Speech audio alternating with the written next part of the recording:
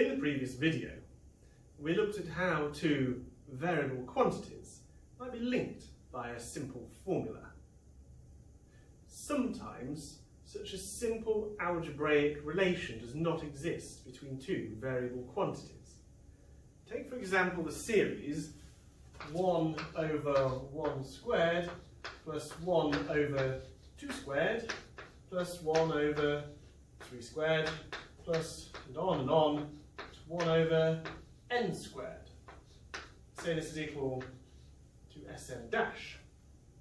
Now, no simple algebraic relation exists that relates Sn dash to n.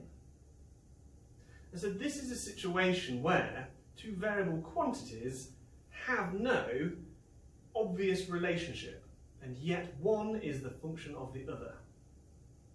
Another good example of this in the physical sciences is when you have one variable that, though dependent on the other, doesn't appear to be linked by any kind of relationship. If I was to measure air pressure with time, that I might find that the pressure of the air with time might fluctuate, but that there be no simple algebraic relationship between the pressure and the time. If two quantities are related, then we can say that one is the function of the other. And if that is the case, then we can represent them using this symbolism. Now imagine that y is one quantity, but it depends upon x, another quantity. And then we can denote the connection between them using f. Now in this case, y is connected to x by the functional relation that is f, and y is explicitly defined in terms of x using this connection. Now x can take any value that we choose to give it. It is the independent variable. It can have a number determined by ourselves or by the situation. But y takes a value that is always connected to the value that x had through this relationship. So y is the dependent variable.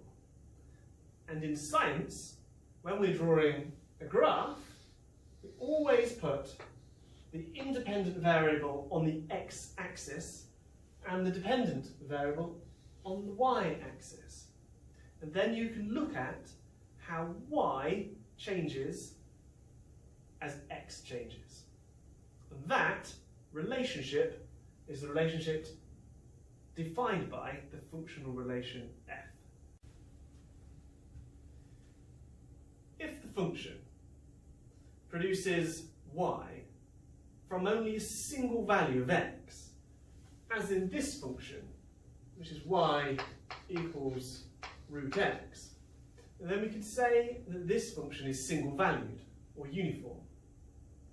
If, however, a value of y could be reached by different values of x, say +2 and -3, then this is not the same. This is the function y is a half x, x plus 1.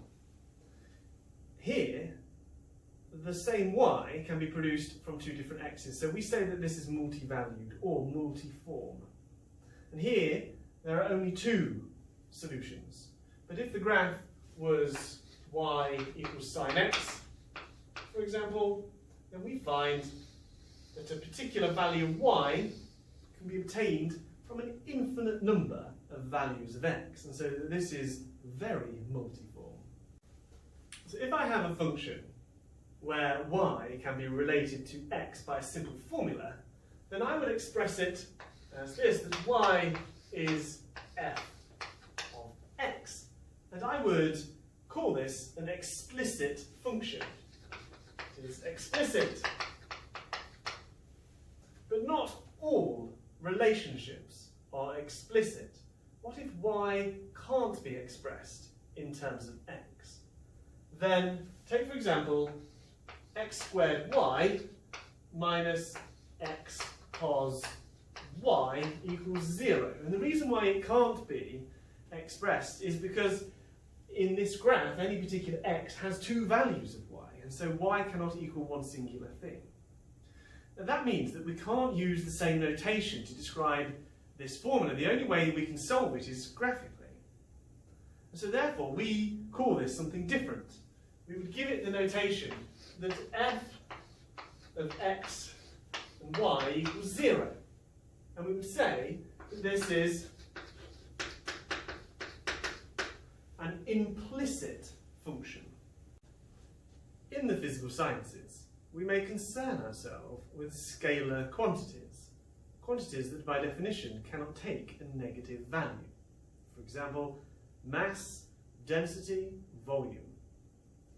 Now when we're talking about things being dependent on other quantities, we need to make sure that none of these are dependent on anything in a way that might produce a negative value. So how do we write down in our function notation that y cannot take a negative value? Well, what we would say is that y is related to x through the modulus of the function of x. And then y could not take a negative number. Sometimes this is referred to as the absolute magnitude of y, but modulus is more common.